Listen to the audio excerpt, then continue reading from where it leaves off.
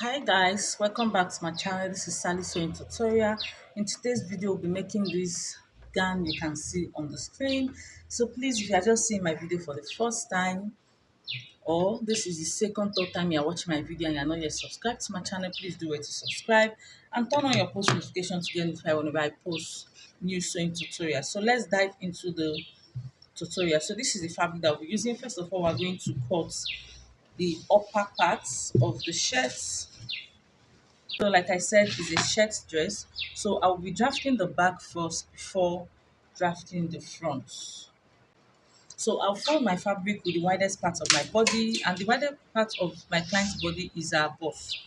So our bust is 46. 46 divided by 4, we have 11 and a half. So this is enough. So I'll start imputing all our body measurements, starting from the vertical measurement. Our half length is 18 inches, but I'll be using 19 inches. Reason being that we use half inch for joining allowance at the down side and half inch for the shoulder joining. So this is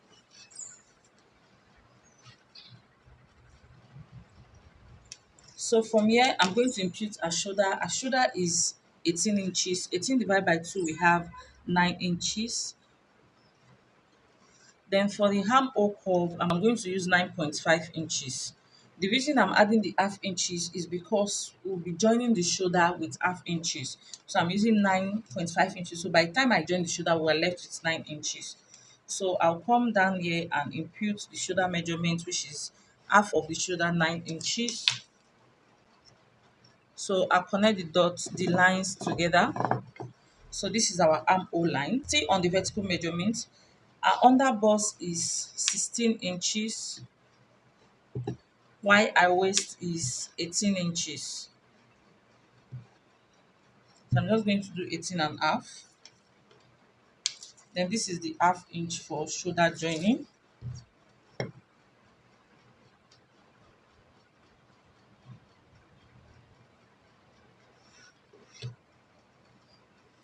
Then this is the half inch for the joining of the down parts.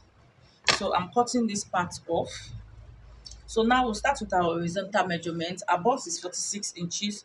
46 inches divided by 4, we have 11.5. 38 inches divided by 4, we have 9.5. Then our waist is 39 inches. 39 inches divided by 4, we have 9 and 3 quarter. So I'll connect this to this and then connect this to that. So I will be adding that at the top for it to have fitting. So I'll add 2.25 inches.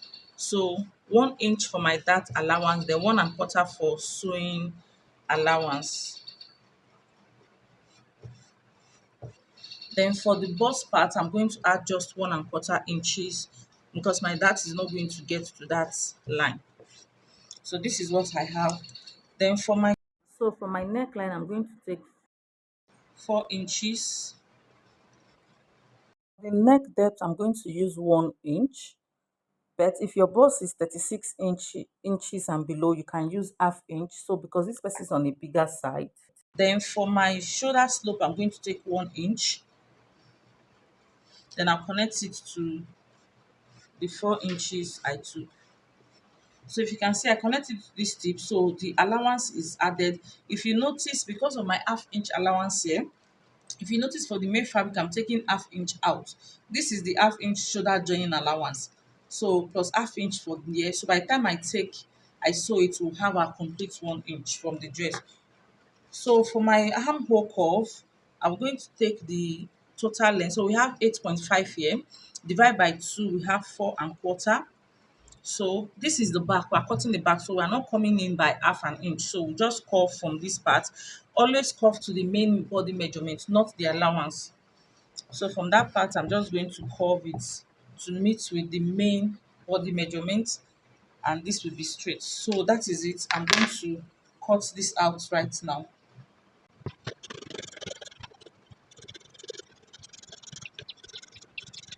So I'm going to set this aside, but before I do that, I'm going to mark where I want my dart to be. So from the center back, you mark 4 inches inward, 4 inches, 4 inches. Then from the tip of the shoulder, you mark 9.5 inches.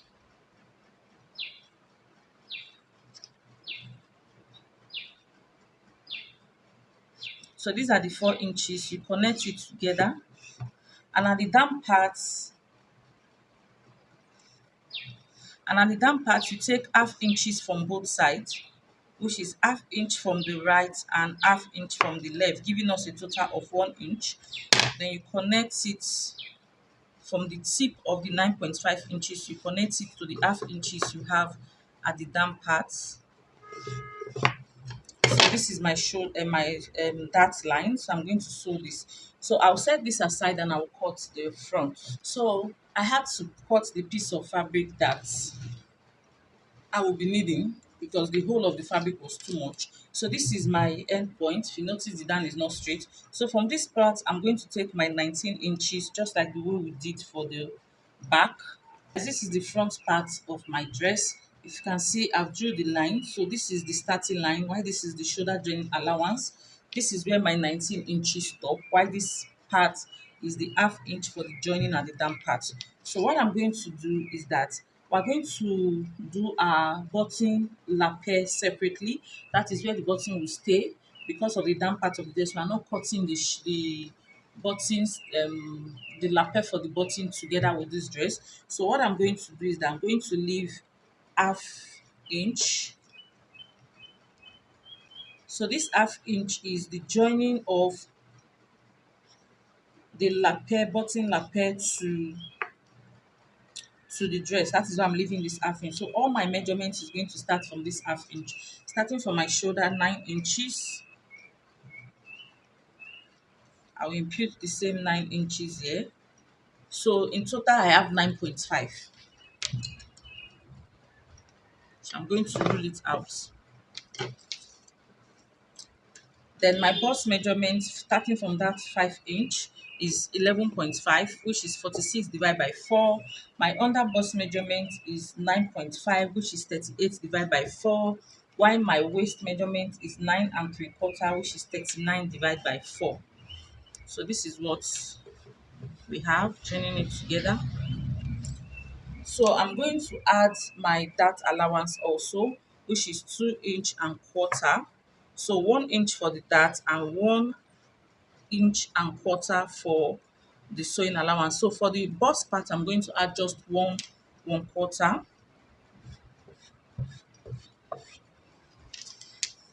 So from the shoulder, for my neckline, I'm going to take 4 inch by 4 inches. So I'm going to draw a curve like this. Then for my shoulder slope, from the starting line, I'm going to take 1 inch. Then I'll connect it to the 4 inches I took there.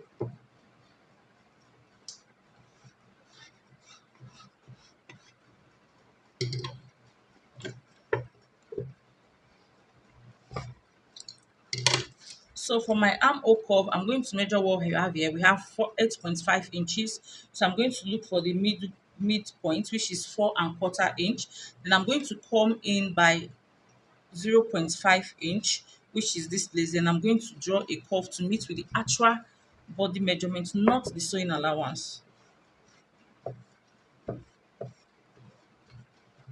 Then from here, I'm going to connect the tip down to this 0.5 inch. So this is what we have for the front. So I'll mark in where I want my dart to be. Remember, we took half inch from the center front. So all my measurements is going to start from the half inch. So 4 inches. So in total, we have 4.5 inches. 4 inch. Then from the tip of the dress, I'm going to take 12.5 inches. This is where my dart for the front is going to start from. Then at the end, I'm going to take 0.5 inch on both sides, the left and the right side. So I'll connect it from the tip of where my dart is starting from to the 0.5 inch. So this is my dart for the front. So I'll cut this out. So guys, this is my back bodies, why this is the front bodies. So for the back body, we're going to do some adjustments.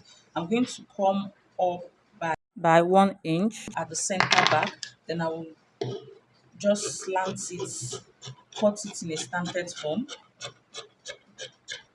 to meet with this part. The reason why I'm cutting this out is for the waist to align when the client wears it, so that the down part will not go down more than the front. So I'll set this aside. The skirt, I've gone ahead to draft my skirt bodies on a pattern paper because it's a ruched dress. So this is what I drafted on the pattern paper. So before I start cutting this out, I'm going to use this to cut the back first. So I'm done cutting the back. So I remove the pin from it and set the back of this skirt part aside. So this is the back. So I'm going to set it outside. So coming to the front line, from the waist of the skirt, I came down by 2 inches. Then I started drawing my lines for my splash and spread. So I drew the lines with a space of 2 inches down. So by the time I will join the waist to the upper body, will be left with 1.5 inches. So from that 2 inches I came down with, you can see the difference between each line. The distance is 2 inches, and I did that to the down. So I'm going to cut this and open it now. So this is me after cutting and spreading it. So this is the fabric. I've put it on the fabric. If you notice, the fabric is placed in a triangular form so that it will be cut in a bias form for the folding to relax when I'm about to pleat it. So this is what I've done.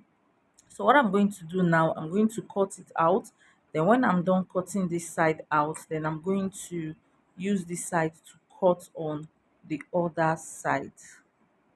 So after cutting this, I'm going to take the back part of this dress and I'm going to place the side on each other to see if it's going to align very well.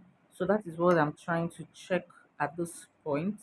I'm placing the sides together, and yes, it's equal. So we're going to go ahead to cut the other side of the dress. So everything we'll be needing for this dress has been cut out. So I'm going to take this to the sewing machine and join all the necessary places that needs to be joined. So guys, I've gone ahead to sew all the necessary parts. This is my dart. So this is how it looks. I also went ahead to join the down part to the upper body. So next what I did was that, remember we left 2 inches up before we started our slash and spread. So I've joined it with half inch. So I had to measure 1.5 inches downward. So next I'm going to pleat the excess side till I get to the done. So I'll do that right now and I'll come show you what we have. I'll do the same thing on the both side. So guys, I've gone ahead to hold the pleats I made. I also went ahead to cut the lapel of the button. So this is what I did.